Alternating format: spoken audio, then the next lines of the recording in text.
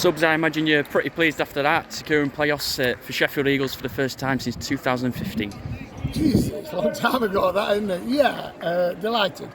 We're talking in November last year when we all got together as the players, and we talked about getting in the top 6 outside the 4 walls, and in-house we talked about getting in the top 4, and we're delighted with the result today, the performance, because it means we've secured the top 4. Where we finish will determine next week. What an humdinger next week.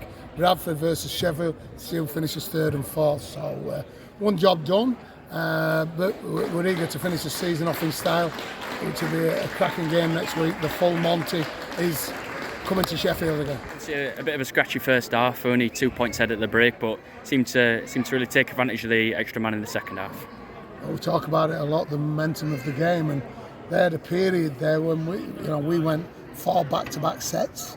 They had 8, something like 7 out of the 8 sets, all under pressure. So to handle that and come out of it with no points conceded was pretty special.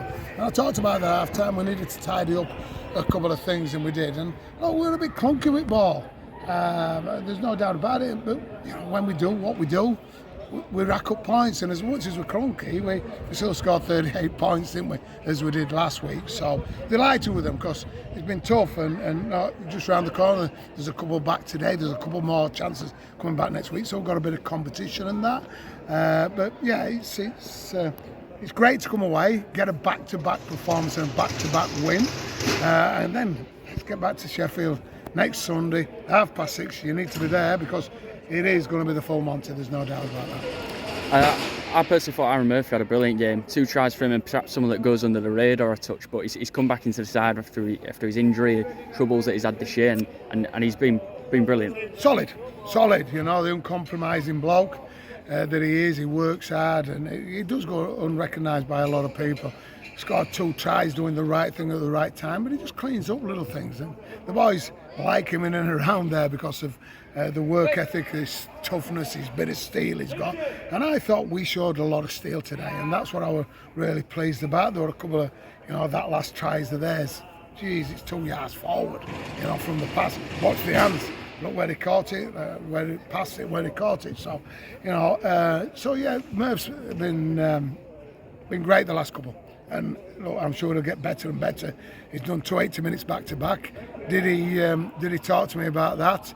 I went, yes. He said, I thought I'd have got a rest. I said, I wanted to get an hat-trick, whether they believe me or not. So yeah, it's been good for us. But Jack, you've got to give a bit of credit to Jack Hanson.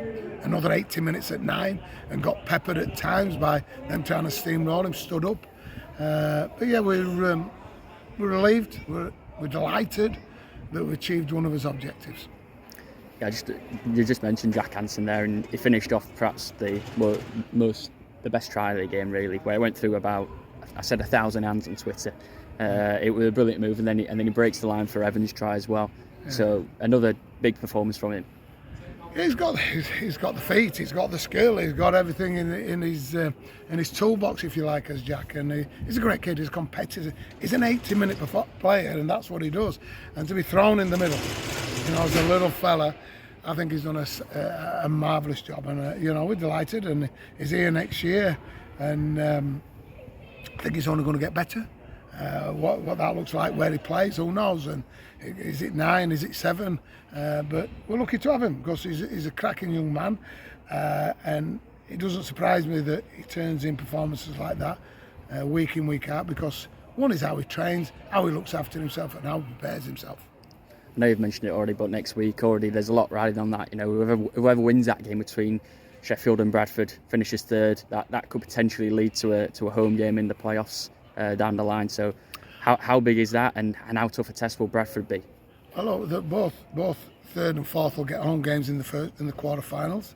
Then it'll determine who goes where in the semi-finals if they win it, because the team who finishes 4th will probably end up going to Featherstone. The team who finish 3rd will probably end up going to Toulouse if they win the games, and there's no guarantees there, because 5 and 6 have got to make a call on that. And look, the competition's good, and Halifax are finding a bit of form, so you can't just take anything for granted. It's going to be a great playoff series. We're delighted we're in that. But yeah, it's the next week's massive. We were pretty embarrassed about our performance at Bradford at the beginning of the season.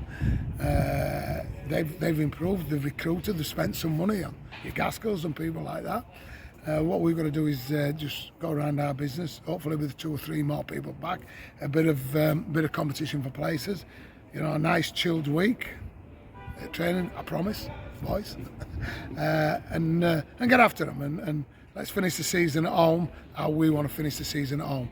But yeah, I think now we can look forward to the quarterfinals of the playoffs, which should be at home.